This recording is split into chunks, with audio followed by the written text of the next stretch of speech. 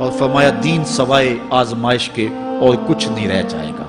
وَسَادَ الْقَبِيلَةِ فَاسِقُهُمْ، قبیلے کا سردار سب سے فاسق اور بدتر شخص ہوگا۔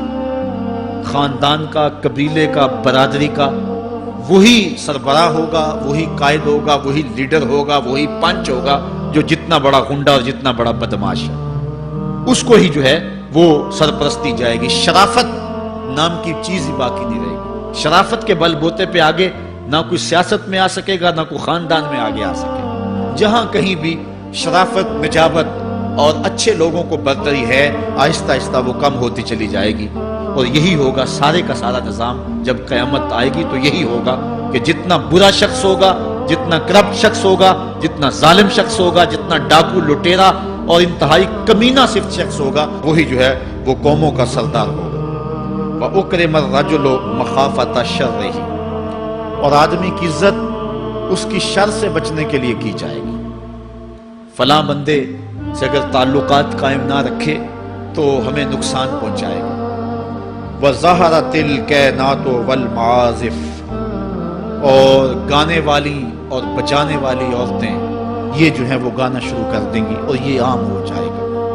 اب تو حد ہو گئی کہ مذہب کے نام سے بھی یہ سب کچھ ہو رہا ہے۔ یہ شام کلندر کے نام سے جو پورے ملک کے اندر ایک جو ہے تقریب شروع ہوئی ہے، اس میں جو ہے ان عورتوں کو بلایا جاتا ہے اور لکھا ہوتا ہے باقاعدہ اشتہاروں کے اوپر کہ فلاں جو ہے وہ گانے والی آئے گی اور وہ جو ہے وہ اپنا کلام پیش کرے گی، اور یہ مذہب کے نام پہ ہو رہا ہے۔ اور حد یہ ہو گئی کہ یہ بڑھتا ہی چلا جا رہا ہے۔ وَشُرِبَتِ الْخُمُورُ، اور شرابیں پی جائیں گی، گانے گائیں گی اور شرابیں پی جائیں گی۔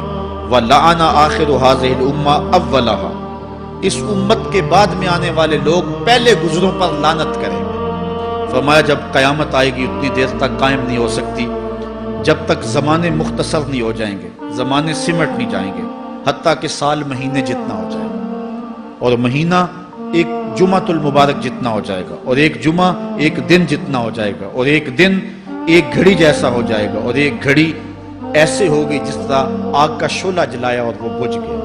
اور آج آپ دیکھ نہیں رہے کہ دن کتنی جلدی گزرتا۔ کسی زمانے میں ہم گرمیوں کی چھٹیاں کاٹتے تھے تو گزرتی نہیں ہوتی تھی گرمیوں کی چھٹیاں، لیکن آج آپ دیکھیں یہ دوپہر نہیں گزرتی ہوتی تھی۔ رمضان المبارک گرمیوں کے روزے جب ہمارے بچپن میں آئے تھے تو دوپہر نہیں گزرتی ہوتی تھی، لیکن آج وہی گرمیاں ہیں، لیکن ادھر سے سورج طلوع ہوتا ہے، ادھر سے غروب ہو جاتا ہے۔ وقت سمٹ گئے، زمانے سمٹ گئے، اور یہ قرب قیامت کی نشانیاں۔ خرابی اتنی زیادہ ہوگی، حضور نے ارشاد فرمایا، حضرت ابو ہریرہ سے ہے، آدمی گزرے گا اور ایک پرانی سی قبر دیکھے گا اور کہے گا وَيَقُولُ يَا لَيْتَنِي كُنْتُ مَكَانَ صَاحِبِ هَذَا الْقَبْرِ وَلَيْسَ بِهِ الدِّينُ إِلَّا الْبَلَاغُ۔ فرمایا انسان قبر کے قریب سے گزرے گا تو گزرتے ہوئے وہ ٹھنڈی آہ بھر کے کہے گا کاش کہ اس قبر کا مکین میں ہوتا، اور فرمایا دین سوائے آزمائش کے اور کچھ نہیں رہ جائے گا۔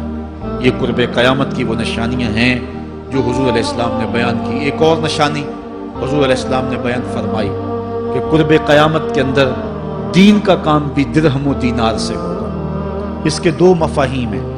ایک مفہوم تو یہ ہے کہ دین کا کام کرنے والے بھی پیسے ٹگے کے بغیر جو ہے وہ ایک قدم نہیں چلیں گے۔ کیا آج 2-2, 3-3 لاکھ روپے نعت پڑھنے کے نعت خواں وصول ہم سے نہیں کر رہے؟ اور آج جو ہے وہ کیا دین کوڑیوں کے عوض بیچا نہیں جا رہا؟ ایک اس کا مفہوم یہ ہے، اور دوسرا مفہوم اس کا یہ ہے قرب قیامت میں اگر کوئی دین کا کام کرنا بھی چاہے گا تو درہم و دینار کے بغیر نہیں ہو سکے گا۔ یعنی اس کو ضرورت ہوگی کہ میرے پاس مال ہو، حالات ہوں اور میں دین کا کام کروں۔ اگر اس کے پاس حالات نہیں ہوں گے تو دین کا کام اس کے لیے کرنا مشکل ہو جائے گا۔